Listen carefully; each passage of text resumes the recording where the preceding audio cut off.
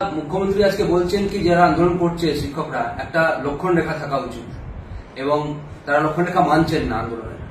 দেখুন, বাংলার মুখ্যমন্ত্রীর কাছে এই ধরনের কথা শোনা মানে চোরের মুখে ধর্মের কাহিনী শোনার সমতুল্য।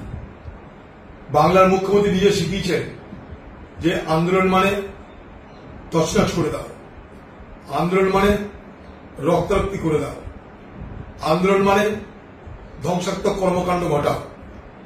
এই আন্দোলনের সঙ্গে বাংলার মুখ্যমন্ত্রী বাংলাকে পরিচয় করিয়েছেন। আমরা দেখেছি সিঙ্গুরকে সামনে রেখে, নন্দীগ্রামকে সামনে রেখে দিনের পর দিন, সপ্তাহের পর সপ্তাহ, প্রায় মাসখানে দুর্গাপুর এক্সপ্রেসে বন্ধ করে দেওয়া হয়েছিল।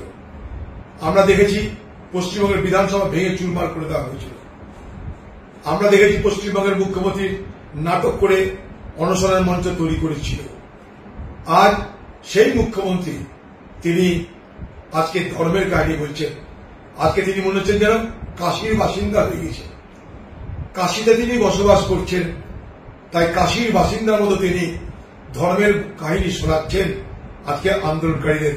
তার উচিত ছিল এই আন্দোলনকারীদের প্রতি শ্রদ্ধা জানিয়ে, সম্মান জানিয়ে যে প্রতিশ্রুতি তিনি দিয়েছিলেন নেতাজি স্টেডিয়ামে যে আমি শিক্ষক শিক্ষিকাদের জন্য শেষ পর্যন্ত লড়ে যাব, সমস্ত আইন লড়াই লড়ব, আপনারা চিন্তা করবেন না, আমি মমতা ব্যানার্জি আছি, আপনারা নিশ্চিত বাড়ি যান। সেই মমতা ব্যানার্জি আজ সেই শিক্ষক শিক্ষিত রাতের বেলায় লাঠিচার্জ করাচ্ছে, রক্তাক্ত করাচ্ছে, হাসপাতালে নিয়ে যাবার অ্যাম্বুলেন্স দিচ্ছে না, আবার আজকে তাদেরকে লক্ষণ রেখার জ্ঞান শোনাচ্ছে। কারণ বাংলার মুখ্যমন্ত্রী জানেন এই দুর্বল শিক্ষক সমাজ তারা তার বিরুদ্ধে বেশি দূর যেতে পারবে না, তাই যা কিছু করো তাদের কিছু করার ক্ষমতা নাই। এটার নাম নৃশংসতা, এটার নাম নিষ্ঠুরতা, এটার নাম অমানবিকতা। বাংলার মুখ্যমন্ত্রী নিষ্ঠুর তন্ত্র এই বাংলায় কায়েম করেছে, তিনি একজন স্বৈরাচারী। ভালো কথা, তাহলে শিক্ষক সমাজের জন্য আপনি কেন বলেছিলেন চিন্তা করবেন আমি শেষ পর্যন্ত লড়বো, আইন লড়াই যত আছে লড়ব। আপনি এই ডিএ নিয়ে খুব তাড়াতাড়ি সুপ্রিম কোর্টে আসবেন।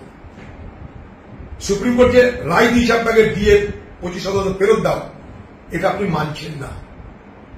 এটার জন্য আপনি রিভিউ পিটিশন করবেনই করবেন, সুপ্রিম কোর্টে বলবেন আমার সরকারের পয়সা নাই, আমি খেতে দিতে পারছি না, আমি পেমেন্ট করতে পারছি না, আমি তো টাকা পাবো কোথায়, আমি দেউলিয়া অবস্থা আমার, আমাকে এটা মাফ করা হোক বা ডিলে করা হোক বা ডিফার করা হোক, যা হোক কিছু একটা ব্যবস্থা করা হোক।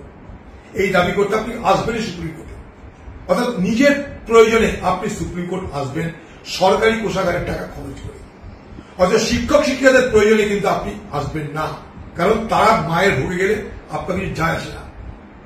তাদের প্রতি আপনার কোনো দয়া নেই, দরদ নেই, অনুভূতি নেই, কিচ্ছু নেই। আপনি এতটাই নিষ্ঠুর নৃশংস এক স্বৈরাচারী শাসকে রূপান্তরিত হয়েছে।